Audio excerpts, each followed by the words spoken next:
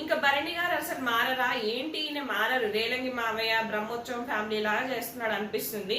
దివ్యకి వెళ్ళి నువ్వు నాతో ఎక్కువ మాట్లాడకే, నాతో ఎక్కువ ఉండకు, సో తనుజ ఫీల్ అవుతుంది నిన్ను పొగడానని చెప్పేసి మార్నింగ్ చపాతి బ్రేక్ఫాస్ట్ చేస్తారు కదా, బాగుందని పొడినందుకు ఆమె ఫీల్ ఆడ కూర్చుందట. ఆ విషయం వచ్చి ఈమె చెప్తున్నాడు. ఈయన ఏంటి మంచోళ్ళు లెక్క ఉండాలని డిసైడ్ అవుతున్నాడా, అంటే నేను అక్కడ మంచి కావాలి, ఇక్కడ మంచి కావాలి. మరి తనుజ గురించి ఎందుకు చెప్పాను? తనుజాకి వెళ్ళి నువ్వు ఇలా కాదమ్మా, నేను ఫుడ్ మానిటర్ని, నేను అన్ని చూసుకోవాలి, అక్కడ దివ్యాన్ని అక్కడ మానిటర్ చేయాలి, ఫుడ్ ఎంత ఉందో చూసుకోవాలి, ఆమె చేస్తే పొగడాలి, అది ఏదో ఒకటి చెప్పచ్చు కదా.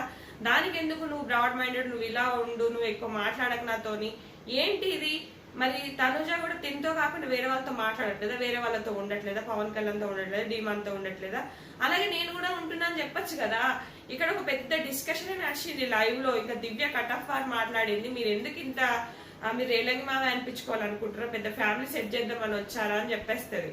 నాతో బాండింగ్ వల్ల మీ గేమ్ కి ఎఫెక్ట్ లేదు, రాము రాతడితో వల్ల మీ గేమ్ కి ఎఫెక్ట్ లేదు, కానీ తనుజ ఆ నాన్నగారి బాండింగ్ వల్ల మీ గేమ్ ఖచ్చితంగా ఎఫెక్ట్ అవుతుందని చెప్తున్నా. అక్కడ ఇమాన్యుల్ వచ్చి కూడా బాగా మాట్లాడారు అనిపించింది నాకైతే. ఇది ఫ్రెండ్స్, వీడియో నచ్చితే ఖచ్చితంగా లైక్ చేయండి, ఫాలో అవ్వండి.